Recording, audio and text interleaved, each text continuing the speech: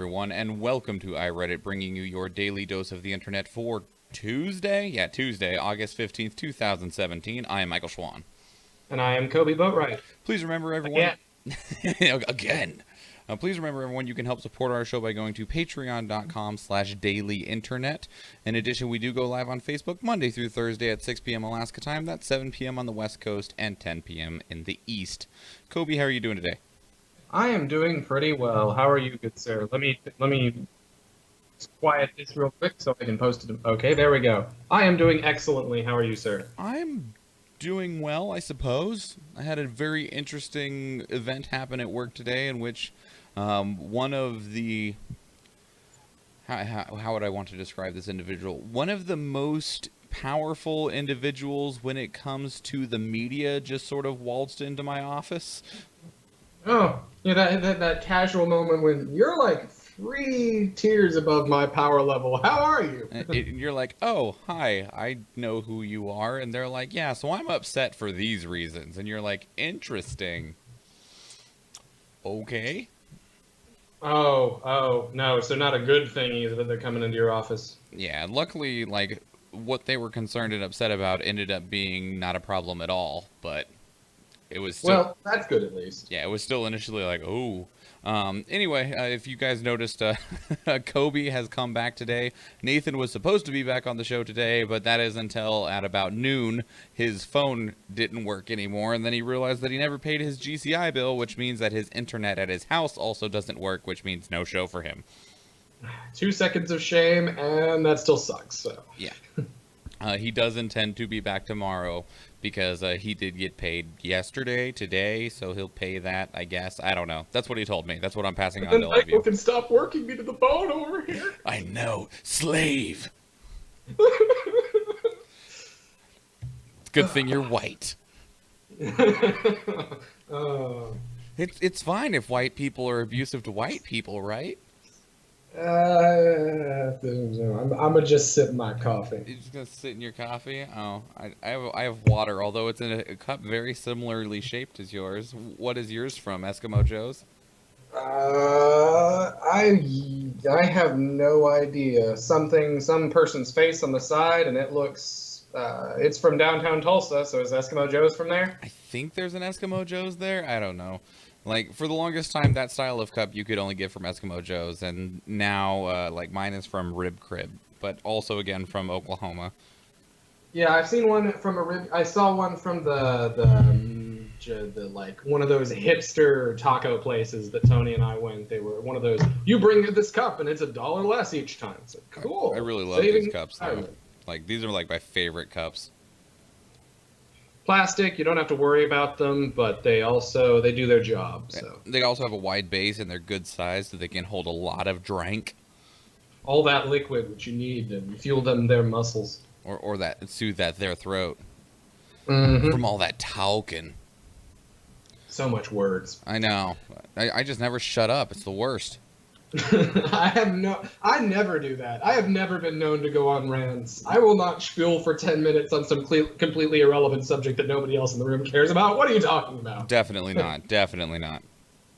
Well, speaking of random topics to ramble on about for the next hour. 10.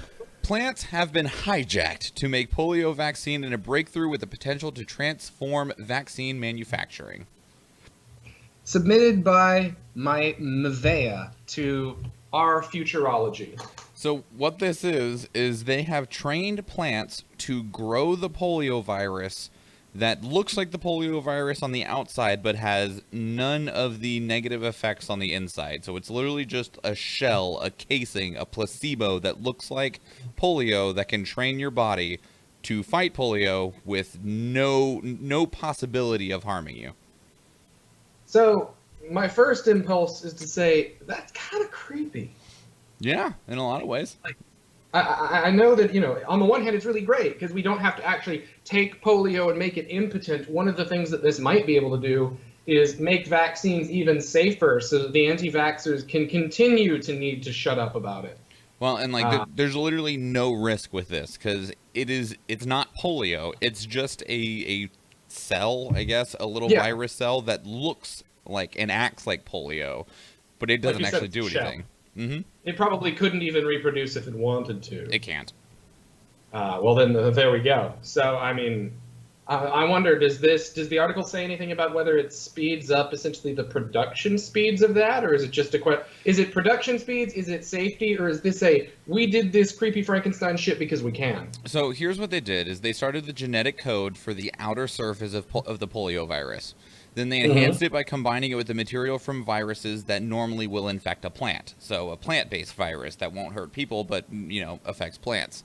And then so they took that and they put it into the soil, and then they put a plant in the soil. In this case, they used a cousin of tobacco.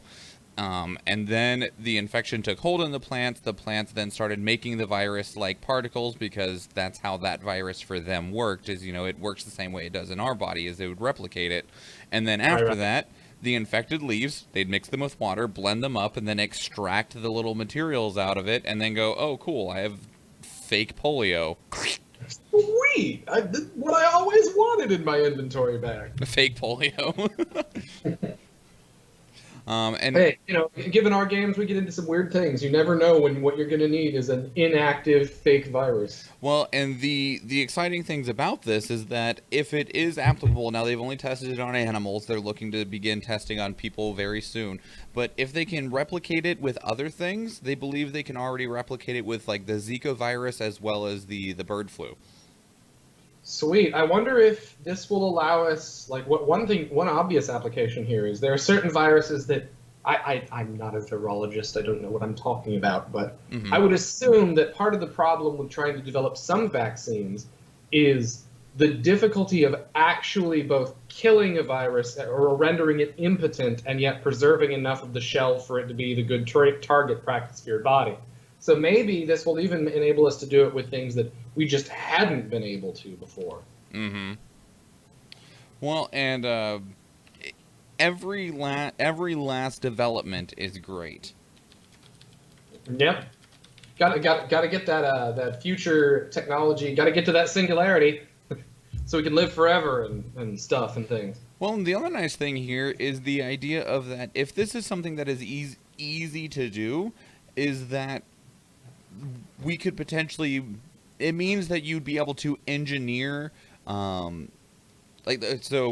brain thinking way far ahead. Imagine we get to Mars, right? And there's apparently a virus on Mars that just wants to kill people because we're real fragile little things. In every single space movie ever, so. Yeah, but if we have a way using this technology to replicate this with borderline anything, then it can protect us from even new things that develop. Yeah, it's true. The adaptability here goes up when it's literally a case of get the way it's shaped and build it on plants. Isn't there a race in Star Wars that builds all of their technology on plants? I don't know. I feel like the extended universe people could spiel on that for 5 minutes. But yeah, that's both sci-fi and just frankly awesome. Yeah. I'm excited. Yay, science. 4. Not number 4. 9. There we go. Deceased Deadpool 2 Stuntwoman ID'd as pro road racer Joy Harris. Submitted by Irene to our movies. Would you pronounce that Joy? Joey? I think it's Joy. I think it's Makes Joy. most sense to me. Okay, so Joy Harris, Joy S.J. Harris, was a professional road racer. This was actually the first film that she was performing as a stunt performer. She was also the first African-American female professional road racer in history. Well, that's a hell of a milestone to get to. Now, what exactly is the difference between a road racer, pulls up the Wikipedia article, and so motor on a paved closed circuit. So... Okay, I was wondering if that meant that it was closed off streets or something like that. But it's also not a track because it's literally... Oh yeah, no, it is actually a cutoff, essentially a built roadway course. Still, that's... that makes it even more, unfortunate because then it's not only, as if it could get more unfortunate, I suppose. Not only one industry, I suppose, that... feels the loss of, sounds like a substantive contributor, but also, this historical milestone that had to unfortunately end tragically. Well, yeah. And I mean, by the sounds of things, like as unfortunate as this doesn't sound like anything went wrong with the stunt. Just she lost control of the motorcycle. Right, just pure user error, which sometimes happens. Mm-hmm. And then you can't really, if you're doing stunts at all, there's only so much you can prevent that. Mm-hmm. Also, this article informs us that the production of Deadpool 2 has been suspended without a word of to when it will resume. I mean, if I know the industries at all, they probably won't suspend it all that long. But I think actually that in this case, suspending in the name of an accident, both to give people time to grieve and to, assess the circumstances and ensure that this doesn't happen again is, it's nice to see them taking the appropriate steps there. Right. And I mean, it might be they need to finish the investigation as to what happened and then filming can resume. Right. So. And the reason they can't give a date is just because they don't know how long, that can take. Mm-hmm. So, hopefully, though, it's concluded quickly and hopefully everything moves forward without any more issues. Hopefully. Hopefully, indeed. Button. 8. College football player who helps kids in need surprised with scholarship. Submitted by Jerice to Our Uplifting News. Yep. So this is the story of Justin. Your last name, man. Justin Juneman. That's as close as I'm gonna get. Junemann. Juneman. Sure. Juneman, sure. He is attending the University of Minnesota. He has not played a single game of football, but he has been the Gophers' backup kicker for the last 4 years. They gotta have people, I guess. Anyway, he is 23 and has spent almost every single moment of his spare time at the local children's hospital, Masonic Children's Hospital in Minneapolis.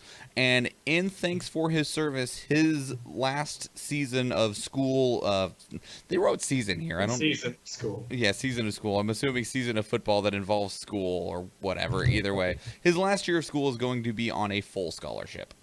Heck yeah. Purely, I mean, it's not, you put in the work, you ought to. It is nice when people are repaid their kindnesses. Yeah, like you spend every last moment you have helping kids at a hospital for free. Here, we can give you some school for free. Does the article say what kind of work he did at the hospital? Did I just a bit? All it says is that he has dedicated himself to helping kids in need as a volunteer at the local children's hospital. Well, I mean, doing volunteer, and the truth is that, like, a lot of people who are doing the just straight up, I show up, I have hands, use them somehow. They're not even doing the like glamorous version of, oh look, the football player is now lifting something. The football player is now putting this thing where it needs to go. Like there's no grand artifice in it. They're legitimately just doing the work, and good on you for that. It's actually really cool how they did it. One of the children that he was helping a lot by the name of Kyle Tanner, who's a teenager who has a very rare blood marrow disease, which, by the way, everybody go out and figure out where you can sign up for Be the Match, because they literally just need to take a little swab of your cheek, and that allows them to try and find to see if there's someone who needs a blood marrow donation that you can give. It's very quick and easy and relatively painless for you. It's real painful for them, but it saves their life. But the problem is there are so few people that have blood marrow matches. It's not just about blood type. It's more than that. Science stuff. We should be sure to post a link to that on the Facebook group or something like that. I can probably be the... It's like you should be able to just search Be the Match, but I will go ahead and drop that into... I'm dropping it in the comments, and then you can... That's fine. And then I'll pin it. I'll pin this one. The Google side. I basically just did a let me Google this for you, but sure. Either way, one of the children that had a rare blood marrow disease said that he got up and singled out Juneman as his favorite player on the team, thanking him for all the work at the hospital. And then someone handed him a T-shirt gun and urged him to fire this T-shirt gun at this student.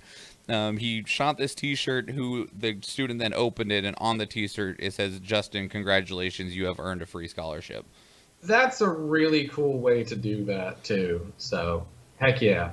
Of which case his teammates all lifted him up in, the standard like cliche, hurrah, hurrah, hurrah, and he's gonna have his school paid for being awesome and helping the kids. Do it. So thank you, sir, for doing Thank something you that very much. not many other people will. Mm-hmm. Speaking of doing something that not many other people will, 7, son chokes mom's ex-boyfriend to death after seeing him beat her. Submitted by 91 Hawks fan to our news. Fuck yes. So, this is all allegedly currently, but apparently this 43-year-old man showed up at their apartment in the Bronx at about 4:30 in the morning to talk with this woman. Apparently they argued in the hallway, and he forced his way into the apartment, where he began to beat her. The 18-year-old, who was asleep at the time, woke up because of the commotion, came out and found this man basically bearing down on his mother. This 18-year-old then attacked this 43-year-old gentleman, took him to the ground, and choked him until he died. You know, if they take him to court, if ever there was a crime of passion. Well, yeah. Currently, the deceased, the gentleman who was attacking this kid's mother, had 26 prior arrests, 2 for domestic violence against this woman. Oh. Yeah. And so police have taken the teen into custody, but no charges have been filed at this point. You know, that's about where that should be. Mm-hmm.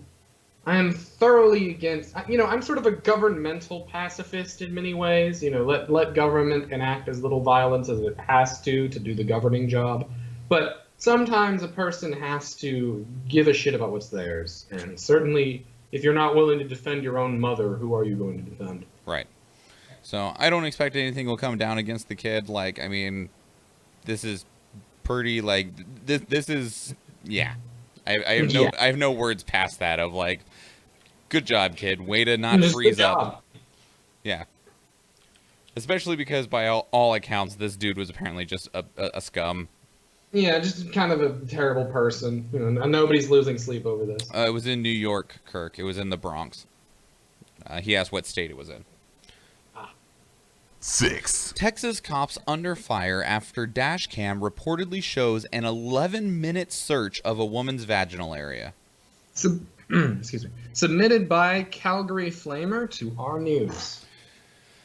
Oh boy. Okay. So this actually happened a while ago. This is just new evidence that is coming up on the case. This is regarding 3 officers in Harris County, Texas, that were indicted after a forced strip and cavity search of a woman during a traffic stop. The initial footage that we have from this incident had one of the officers on tape saying that they were going to find something to arrest this woman for. Saying that even if they have to put their hands on her, they're going to find something to take her to prison over. After this very invasive search, they arrested her for a resisting arrest and possession of 0.02 ounces of marijuana. Of course. There's always something there. Now, initially, she had filed a complaint against these officers because one of the things that they conducted in their search was forcing her to the ground, holding her to the ground slightly underneath her own vehicle, removing her pants, and conducting a cavity search that lasted 11 minutes. How? I'm gonna just say what this is. How can they expect to get away effectively with raping this woman? Well, and that's what is being pushed forward now that this new evidence has been released, which is the dash cam from the vehicle, which has the full event taking place. Despite the initial charges being dropped on August 4th, a special prosecutor that doesn't have any ties to the local law enforcement is being brought in to push forward new charges. Yeah, I should hope so. and as usual, it's one of those things where probably the most they gave them for a long time was administrative leave, where they still get paid because we're supposed to give. Well, there's no reason why we should hold our police officers to a higher standard than other people. It's not like they're trained and expected to have a higher standard. Just no, they definitely are. And at this point, the footage has been released. If anyone would like to review that footage, I chose not to. Yeah, I admit I wouldn't care to look at that because that's the sort of thing that already makes me viscerally angry. Yeah, just hearing about it makes you mad. Yeah. 5. Peter Dinklage asked Game of Thrones fans to stop buying Huskies because they resemble direwolves. Submitted by Nell Poonhandler to our television. So, as Game of Thrones continues to grow and get larger, people are getting obsessed with the direwolves that are featured in the show. The direwolves in the show, one, are fake and are extremely large, powerful, intelligent creatures that follow around the Starks? I don't know. I haven't actually. Yeah, Stark family. I've watched the first season and I think the 6th season a while back. I lived with somebody who was slightly obsessed with that show, as people who watch it are wont to be. So either way, people think that they want a husky because they look like these direwolves. But the problem is that huskies are one of the highest maintenance dogs that exist. Like, they require lifelong care, extreme amounts of exercise, large amounts of grooming. They are really high maintenance dogs. And when people buy these huskies thinking, I'm going to get a direwolf, and then realize that this is legitimate work, shelters are filling up with huskies. I mean, like, we already have enough problems with overbreeding of dogs, breeds being bred in horrible conditions for the sake of selling them, without specific ones just being like, everybody wants one of these, because a pet is clearly just a paperweight, right? No. So basically, both Peter Dinklage and People for the Ethical Treatment of Animals are saying stop buying these unless you actually know what you're getting into. I can't believe I'm hearing something out of PETA's mouth that sounds reasonable, but yeah, in this case. Well, I mean, they have, They also do, I'm sure they also do occasionally, like, it's one of those things where most of their work is probably perfectly decent, and then the like PR people they have just kind of go off the rails. Brett in the chat room says, yeah, huskies are awesome, but they require so much grooming and they need a lot of space to run. They are not a house dog. Certainly not a house dog for a lot of urban environments in general, unless you are able to walk them constantly. Well, and that's like, I mean, my mom had a husky when I was younger, and luckily he was a pretty, I don't know, lazy husky, but even then he was still a pain. Yeah. And like, he had an attitude, and almost every husky I've ever met has an attitude, because they're little punk dogs. They're like, they can be good dogs, and they're like, but they're work. So when I was a kid, my family lived in the middle of nowhere, essentially, in North Georgia. And one of the nice things about living in the middle of nowhere is that, at any one time we had 5, sometimes on one occasion I think we even had 6 dogs. But what you do with 6 dogs in the country is you don't leash them unless they specifically need to be, and then they can run about all they please. And that's an environment that, unfortunately very few dogs are able to have. And if you're not going to be in a situation where you can just do that for your dogs, then you need to seriously remind yourself that you are effectively keeping, it is domesticated, but it is a domesticated wild animal in your house. Yep. Well, and huskies even more so because of how active they are. Yep. Either way, don't buy a like, if you want a dog, get a dog, but a husky, you don't actually realize what you're getting. Yeah, buy a husky if you are in the environment where you can A, raise it, and B, raise it well. And then don't buy a puppy. Buy a husky that's, look in, because goodness knows they're everywhere. Look in the shelters. Find something that needs love and give it love. That's what having a pet's supposed to be about. Especially right now. Yeah. 4. Trump's Manufacturing Council. I don't know how we want to actually read who these are submitted by. Let's just go ahead and I'll just read each name of who's leaving the Manufacturing Council. We'll read who submitted it, and then we'll actually go into what's happening, okay? Okay. Under Armour CEO Kevin Plank. Submitted by Trumple Finskins to our politics. Keck. Merck CEO. Submitted by Saucy Tryhard to our politics. Intel CEO Brian Krzanich.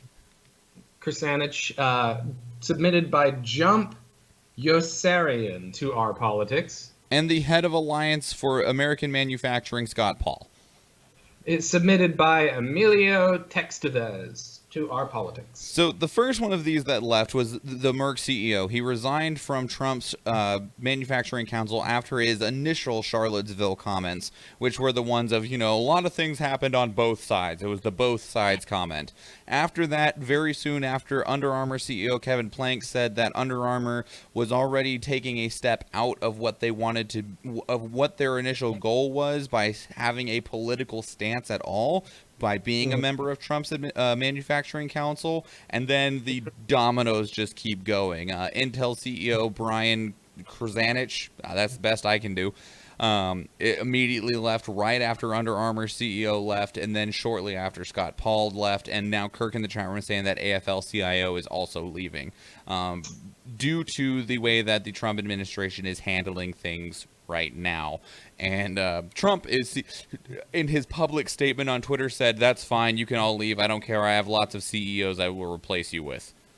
Yeah, number one, it's really telling when all the other multimillionaires also think you're an asshole. Yeah. B, so from a certain gut reaction point, there seems to me to be something to be said, something, relatively little, but something, for I can understand the impetus for the many sides comment such that it's not simply allowing for nationalism, and that's a moment that could easily become upheaval, and Donaldo trying desperately to kind of put it in such a frame that he's telling everybody, chill the hell out. Unfortunately, if there's one thing that this country fought a war over, it's that we're not going to tell white nationalists to chill out. We're going to tell them to GTFO. Mm-hmm. And a refusal basically to admit of the American tradition of punching Nazis.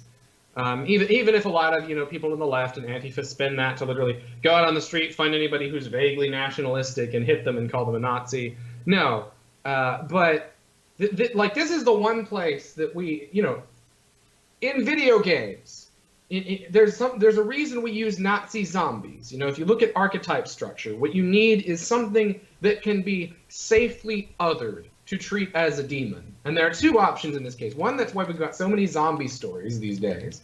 And number two, it's why there are consistently so many things about hitting Nazis. Because we regard what happened under their regime, even and we used to regard communists this way, unfortunately we don't anymore, as being so fundamentally evil that there's no good impulse in that, and we're sort of free to hate it.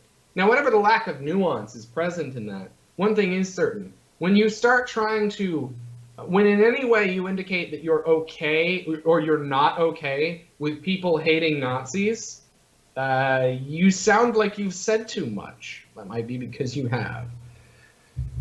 Yeah. And people don't want to be associated with that.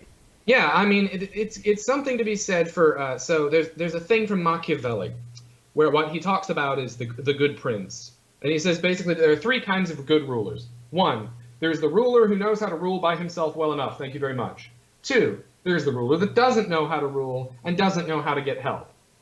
Three, these are out of order intentionally, is the middle ground. The person who does not know how to rule, but knows how to accrue advisors such that they can rule relatively well. And by many accounts, and if you see many of the justifications for allowing somebody who not only isn't establishment, quote marks, but literally has had no political career prior to this, was that because of his business shrewdness, he would be able to appoint people who were capable of influencing his decisions for the better. And about the only case, in my opinion, where we've seen this both go well and stay well is in the case of Mattis. But other than that, pretty much all of his decisions as regards these cabinet members or various committees that would inform him have either backfired because these committees have realized that he's incapable of being decisive where it needs to be and incapable of not blustering when he needs to. Hint, hint, North Korea. So we are in this situation where it seems that we already know he can't run a lot of things because he doesn't have governmental competence. And it also seems that he is incapable of picking people, for better or worse, who can consistently stand by his side and advise him well. Yeah. Well, and like every single ruler will have issues. It doesn't matter who you are. And yes, maybe I shouldn't call the President of the United States a ruler, but in a lot of facets, that's what they are. They're a leader. They're the people at the very top. It's just a matter of semantics on how you want to present it. But, I mean, Trump has tried on some occasions to not be the person that everyone shies away from, but he too often won't follow his own script is where he falters. Right. Or when he does follow his own script, he follows it too hard. It's as if he has exactly two speeds relative to being decisive, 0 and 90 miles an hour. And unfortunately, he has the habit of inverting when those need to be the speeds you're going at. Well, the other issue he normally has a lot is he'll say one thing, and then if he would just stop, it'd just be fine. But he normally wants to tack one thing on to the end. Right. And, one article that I saw a long time ago that was really interesting about the way that he argues, like the way he, his rhetorical style, is number one, it's actually very feminine. He has a very feminine rhetorical style relative to essentially how, again, speech analysts characterize a sort of dominance-based, quote-unquote, masculine form versus a, I don't want to say emotive, but sort of more intent at capturing the emotive state of what one is getting at than a more intent at seeming purely rationalistic. I don't think any speaker either is or is not rational, is or is not emotive. But two is that he has a very, his style is very elliptical. He kind of, rather than going at the thing in the most succinct manner, and this can be an effective thing, he kind of goes around the bush. But in the case of, again, Nazis, the last thing that Americans want is for you to be elliptical. Well, and it's like a lot of people are criticizing him for, and Kirk made a comment that, you know, he has a terrible case of foot and mouth today, especially because of the comments that he just made about 5 hours ago regarding Charlottesville. And like, every time Trump speaks, I know what it is he's trying to say. At least I feel like I know. Maybe I'm just completely oblivious to how his brain works. Because, like, he wants to say one thing, but he never actually gets that point across, and everyone only hears another. And it's really, like, unfortunate, but is also the reason why, like, you never want to be around him, because he could be trying to say, hey, man, you look like you're doing pretty good today, and instead he'll say something that basically equates to, like, I wish I could kill you. And you're like, I don't even know how you got those two things together. Those don't even make sense. If you were any more successful, I'd have to arrest you, or something like that. And so, like, his comments recently, especially because he was trying, like, the comment that everyone is singling out is how there was one side that was very bad and the other side that was very violent. And, like, it's like, no matter how you look at that, like, I know what he's trying to say is that the people with the neo-Nazi, the white supremacists, you know, they were, you know, doing a lot of, you know, what they did is not okay. But the other thing he's talking about is, he was talking about, you know, the very extreme liberals, like the people, what was the Antifa? Well, yeah, like Antifa, or what happened? What was the Berkeley when Milo Yiannopoulos was going to talk? Like, right. Like, you're totally fine to be like, I don't want Milo to talk. But the moment that you started destroying property, the moment that either side goes past peaceful protest and the exchange of words, it all crumbles down.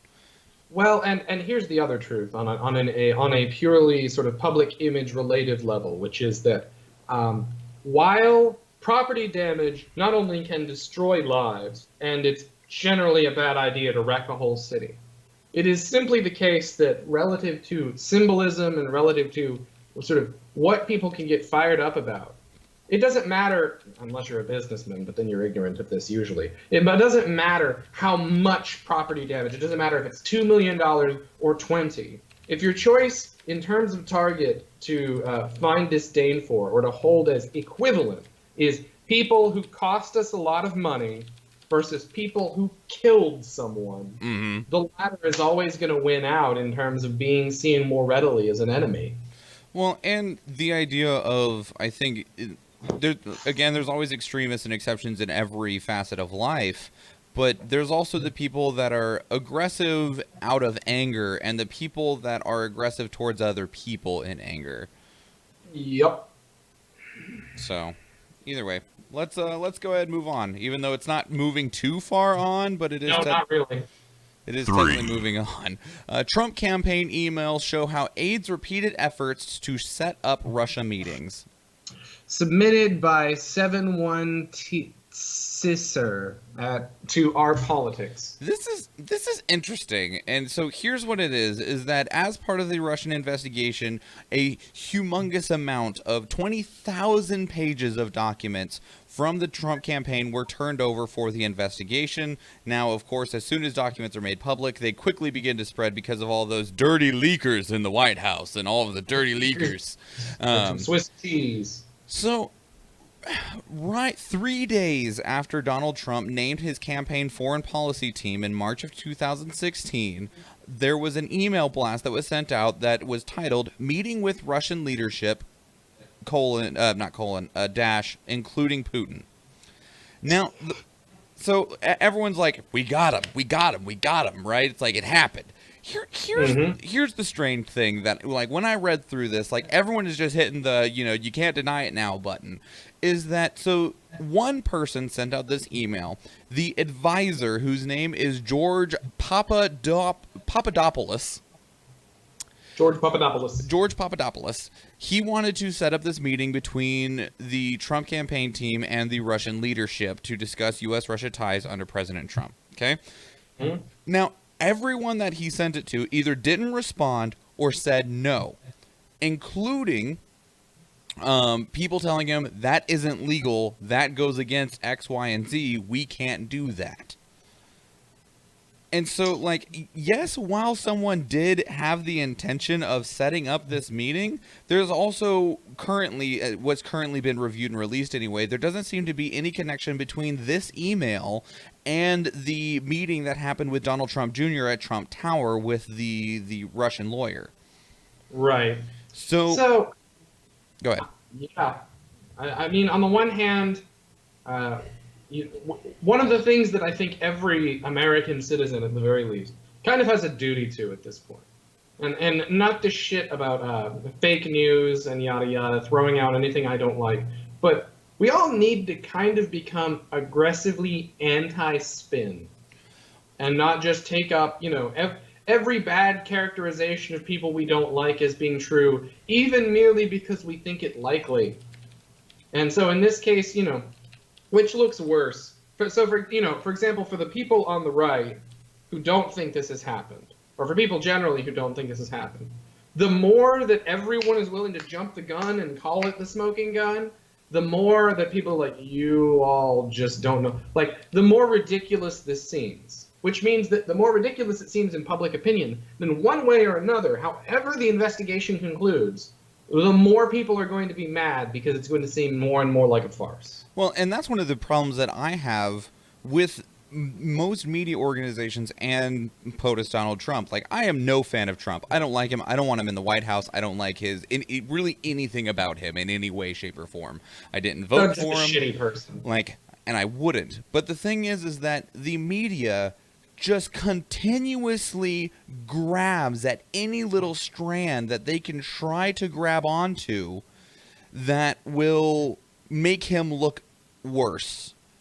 And yeah, on the one hand, it does not seem that in the past, in the last even 60 years, if not longer, it does not seem like we have actually had even Nixon has not seemed to have as raw a temperament opposed to presidentiality as this one. And so for all of, I think a lot of the disdain is simply, a lot of the clinging to all of this is such raw disbelief, because the simple fact of the matter is that the Republicans elected a non-president to the role of president. And so people are ready to, find anything and everything to finally prove that point. finally let it sink in. When, if we're going to make character analysis, we honestly, we have enough evidence already to make it. We should just make even-keeled character analysis. Sure. But even keel also doesn't sell ratings. So, you know, I know a number of people who have pointed out that the main reason why Donald Trump got elected, even though a lot of people supposedly hate the fake news of the main media, has to consist of the fact that the main media was willing to take him, like, for all of this supposed disdain of him, and like the media jumping down him at every jumping down at him at every chance they got. They were also perfectly willing the entire campaign to treat everything he said as absolutely serious. Like that, they were not willing to engage in the kind of mockery that discredits someone out the gate and should have been levied in his direction. But now that they're trying to do it retroactively, what it looks like is that they just don't like essentially the monster they've created. To answer a question in the chat room, my friend Steven in the chat room said, why are we still trying to keep Russia an enemy? Shouldn't we make them a strong ally? That would be a great option if it were an option. But like mostly Russia's own actions are preventing that from really being something that we can consider. Like they're still drastically oppressive of their own people and are frighteningly aggressive to their neighboring countries. Like I'm sorry, I'm almost done. As long as they are threatening things like Georgia and Ukraine, and also, you know, doing their own strikes in places where they don't, like, they're attacking people for the sake of benefiting themselves, not in the sake of, like, protecting people, and it leads to a lot of wanton destruction. And as long as they're also doing that alongside the way that they run their own country, it's going to be difficult for them to be an ally of ours, much less a strong one, because their actions are very, what word am I looking for? But just opposite of ours. There's an actual diametrically opposed. Yeah, that's either the word I was looking for or very close. So until those are solved, and even in some way, I don't believe that we can really see Russia as even a decent ally. Yeah, it's kind of like, you know, the reason why we can't be allies, we can cooperate with China on some things. The reason we can't be allies with China is because China does horrible things so fundamentally opposed to Western liberal democracy that we are unable to square its contiguous human rights violations with the American interest. In the case of Russia, for me, it's basically this. The Russian government is strong, but that strong is very different from competent. Mm-hmm. I mean, for God's sake, if you look at, so like anybody who looks at Stop a Douchebag, I recommend you look at it. The Russian government can't even police basic street laws in Moscow to any degree of effectiveness, to such a degree that almost everyone there has to keep a webcam or like a dash cam on their car. I think it's actually like required, isn't it? It may be. I may be entirely wrong. But one way or another, so the one may not be the cause of the other. Mm-hmm. But what we can say is that the government was so bad at enforcing basic street laws that you had to have in the capital, that you had to have a small like social media movement in order to make people more aware of that. Now, I think in a certain fundamental sense, Russia already is our ally. Like in the like, if there were some country that decided to go off the deep end, North Korea, and do a bunch of things that were threatening to the global balance, generally speaking, we could probably count on Russia to, at the very least, not allow that to spread in its direction and to handle its shit. Sure. As for this idea that simply because Putin has, good national interests at heart, that we should, and a strong nation is necessary, that doesn't, none of that basically is a good reason for actually chumming up with Russia, if only because, again, in this case, their willingness to dick with us is not something that we, no, we should not go to war with them. But anybody who thinks that the only options between us and Russia consist of a full-scale land war or worse, or absolutely being okay with them being their best friends ever because we just need them so badly, is using a horrible case of false dichotomy. We can do a lot more than simply either go to war with somebody or forgive them their every attempt to encroach on our sovereignty. Yeah. So, I mean, I don't see it happening anytime soon, but who knows what the future holds at this point. 2. Airbnb permanently banned white supremacists from making reservations and hiring out flats. Submitted by Gretnor to our news. Cool name. So, I mean, this is one of those articles where the headline pretty much sums up the several paragraphs of text in the actual body. So in this case, though, this was actually again related to Charlottesville. Airbnb co-founder Nathan Blacharski said the company has canceled reservations made by some users after it had become aware of a gathering of white supremacists in Charlottesville. And in a statement says, "We make every one of our users sign a pledge when they sign up that they will not discriminate and exhibit hatred. Whenever we become aware of such examples, they are permanently banned from the platform." And they're taking a moment to do a little bit more cleaning, essentially. So one thing I'm reminded of is I saw a conversation recently that tried to point out how how some of the people, when it came to the GoDaddy story that we covered yesterday, were talking about that essentially GoDaddy acted illegally because you can't just deny people.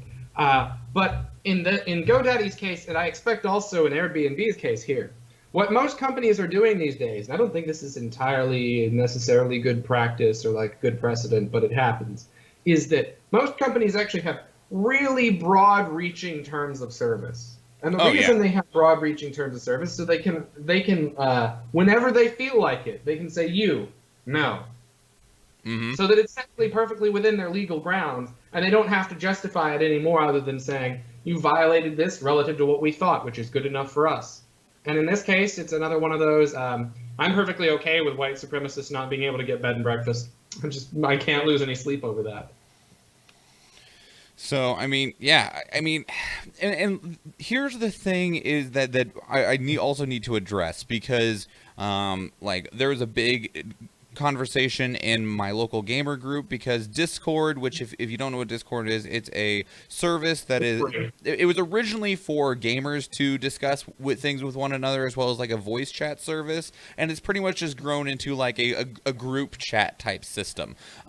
They banned a large number of alt-right or basically neo-Nazi white supremacist groups recently, along with a lot of other things. I mean, Twitter's been removing a ton of different things. We've seen several different places, or even like this, Airbnb banning white supremacists from making reservations or hiring out flats. One of the things that people keep on calling out is like, how can you do that? Doesn't that violate the First Amendment? You're censoring them, etc., etc., etc. We've also seen several subreddits where we get all of our information for the show.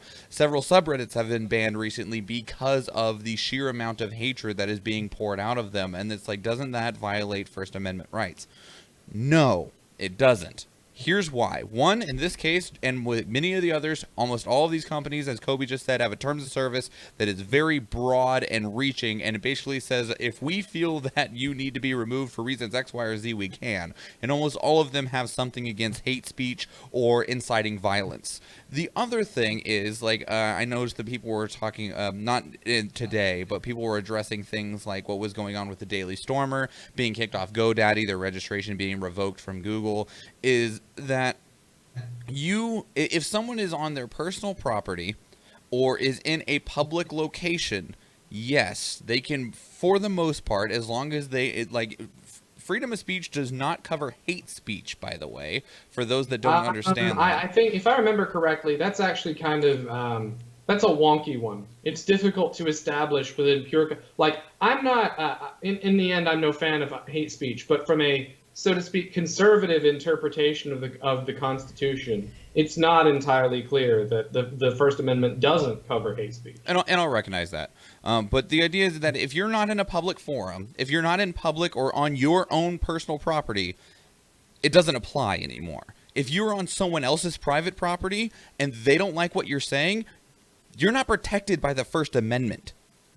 Like, they can kick you off and kick you out. Even if we're going to talk about amendments to the Constitution, an important thing to remember is the Constitution, you originalists who want to talk about things only as an utterly non-living document, take note, It literally doesn't cover the internet, and never has. And any interpretations that are made concerning the structure of the internet, the placement of the internet. Here, it's weird to note the way that we talk about internet sites as being sites, locations, etc. Just a linguistic oddity of our modern era. The internet is literally sort of fundamentally uncovered without living interpretation. And so when we get living interpretation, we get into more interesting ground. And Nathan, speaking as the group instead of himself, says that there was a Supreme Court decision that said if it incites violence of any kind, it doesn't protect it. And I think the reason, I don't know if the Constitution, in terms of the First Amendment, will ever address the internet, because I don't know. I'd have to check. I don't know if there is any facet of the internet that is considered a public forum. One of the ways that you could go about this is by making the argument about the recent conversion of it to a utility. I'm not sure that would in and of itself be sufficient grounds, but one of the differences between public forum and not is, in other words, because the law has to be promulgated, and that's a point going back, to the early philosophers of law even. Any instance where it is not clearly known that something is not public property. So, for example, you actually can trespass on somebody's property until you've done that and you've been removed and told it's private property. Right. Yeah. Similar. If we exist in a culture of reasonable expectation of certain forums as being either de facto or even de jure public forums, then it's going to be really hard, at the very least, on a purely governmental, purely constitutional grounds, to rule that their speech is something that the government can get in the way of one way or another.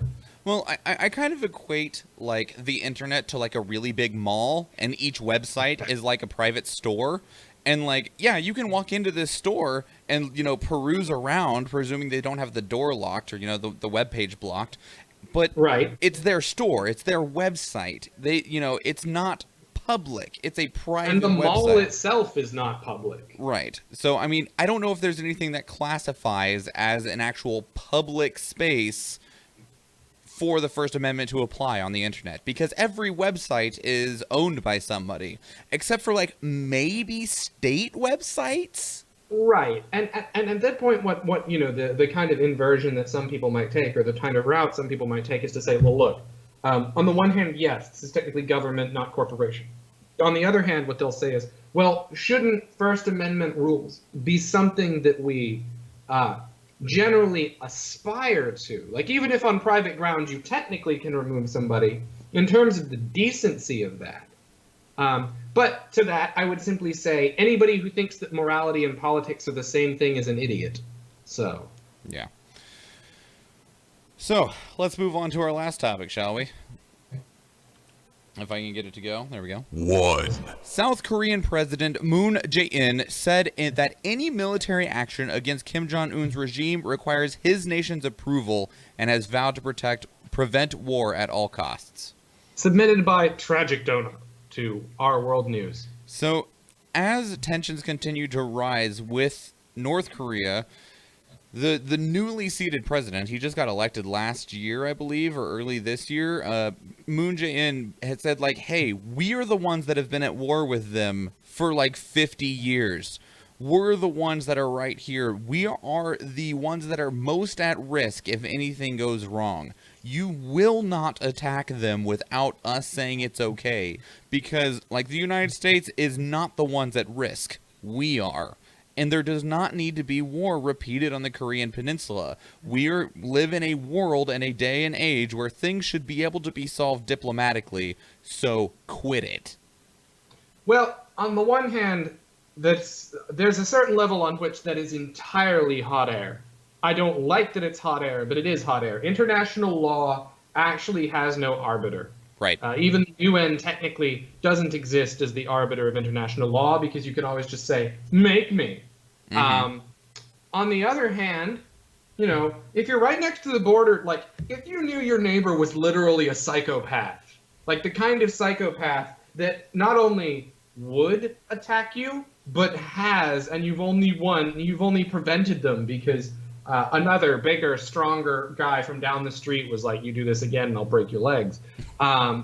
if you knew that was there, and you knew that tensions were heated with that person, and that you didn't want them to suddenly like crack another screw loose and then go apeshit on whatever it is you have, yeah, of course you would want people to be like, can we all just, can we chill? Can we chill?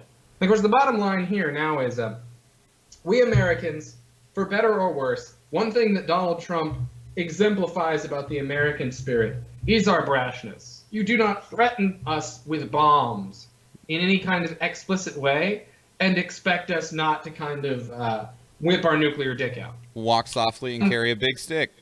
Yeah. On the other hand, relative to North Korea, again, the North Korean people, not just because of indoctrination, but because of raw history, have a damn good reason to not like us. We bombed the shit out of them. Mm-hmm. And so in this case, it's literally two giant bulldogs just glaring at each other. One, admittedly bigger than the other. We would win. But you standing next to them, maybe you're a chihuahua or whatever. You just don't want it to happen if you can help. I mean, no. And I think more than anything, it's an attempt at de-escalation because of the proverbial shouting match that seems to be trying to rise up between Kim Jong-un and Donald Trump. I don't think it'll help, though. The problem is because you're literally like, this is the case of the North Koreans. If there's one country that they hate more than the United States, it's South Korea. And in the United States case, the whole reason that South Korea exists is because we did that shit. Sure. So in both cases, like, you literally have no business tell us what to do here. Step off. Mm-hmm. And I unfortunately, I feel like that's how that will be responded to. I should like to be wrong. Yeah, we'll see though. I mean, I was it yesterday? No, I don't know when I talked about this. But basically, I don't believe anything truly will happen between North Korea and the United States because if anyone hits the button, it's just bad. Like no one has anything to gain out of it. Like besides just like showing how big your dong is. Well, I think there is one person in this game that actually does have something to gain about it, and I don't like it, which is that if there's one thing that could improve Donald's image, it's not only running a war, but winning one. Not if he starts it, though. He would not get praise from the majority of the world for starting it. Is it his internet or is it my internet? Let's find out, shall we? It looks like it is probably mine. Maybe? I don't know. Let's restart the call and see if it works, shall we? I'll find out. Or is the live video interrupted? Or is it just me? GCI, I really hate you. I know that you can't actually hear me right now, but good Lord, do I hate you.